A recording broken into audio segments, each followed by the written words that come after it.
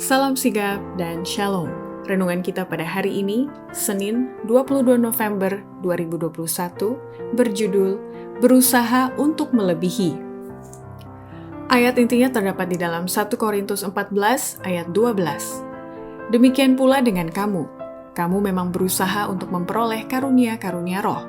Tetapi lebih daripada itu, hendaklah kamu berusaha mempergunakannya untuk membangun jemaat. Pena Inspirasi menuliskan yang dimaksud dengan judul renungan kita pagi ini, berusaha untuk melebihi. Sebagai petunjuk bagi kita membuat kemajuan yang tetap dengan Allah adalah sebagai berikut. Pertama, alasan berusaha untuk melebihi mendapatkan karunia-karunia roh dikarenakan setan senantiasa berusaha untuk mempengaruhi pikiran manusia oleh seni penyamarannya yang halus. Setan senantiasa berusaha untuk mempengaruhi pikiran manusia oleh seni penyamarannya yang halus. Ia adalah perancang ahli yang diberikan Allah, tetapi menyalahgunakan semua kemampuannya yang mulia itu untuk menentang dan mengabaikan semua nasihat yang maha tinggi. Kedua, alasan berusaha untuk melebihi mendapatkan karunia-karunia roh dikarenakan setan berusaha keras untuk menggoda umat manusia dari kesetiaan mereka kepada Allah. Tetapi setan akan gagal bila mana karunia roh itu lebih menguasai kehidupan kita. Setelah diusir dari surga, setan mendirikan kerajaannya di dunia ini. Dan sejak itu, tanpa mengenal lelah, telah berusaha untuk menggoda umat manusia dari kesetiaan mereka kepada Allah.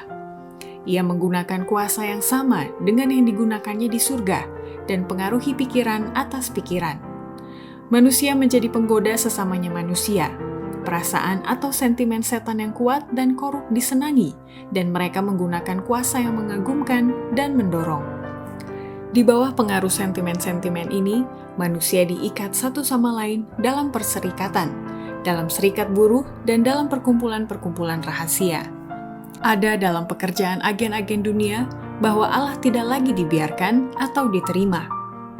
Ketiga, alasan berusaha untuk melebihi mendapatkan karunia-karunia roh agar kita dapat mengendalikan setiap emosi dan nafsu serta hati nurani kita, sehingga setan tidak mampu mengendalikan pikiran kita. Jika dapat, ia akan mengikatkan pikiran pada perkara-perkara dunia. Ia akan berusaha untuk menggairahkan emosi, membangkitkan nafsu, mengikatkan cinta pada hal-hal yang tidak mendatangkan kebaikan. Tetapi tugasmu lah untuk mengendalikan setiap emosi dan nafsu dalam ketenangan tunduk kepada pertimbangan dan hati nurani. Kemudian setan akan kehilangan kuasa untuk mengendalikan pikiran.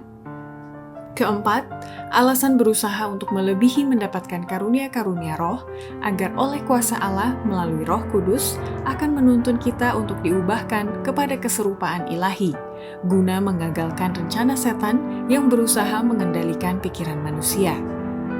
Allah rindu membawa manusia ke dalam hubungan langsung dengannya. Dalam semua urusan dengan umat manusia, ia mengakui prinsip tanggung jawab pribadi.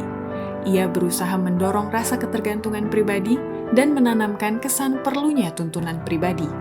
Ia rindu membawa manusia ke dalam pergaulan dengan ilahi agar manusia boleh diubahkan kepada keserupaan ilahi. Setan berusaha untuk menggagalkan tujuan ini. Ia berusaha mendorong ketergantungan pada manusia. Bila mana pikiran dialihkan dari Allah, maka penggoda itu dapat membawa mereka ke bawah pemerintahannya. Ia bisa mengendalikan manusia. Demikianlah renungan kita pada hari ini. Kiranya Tuhan memberkati kita semua.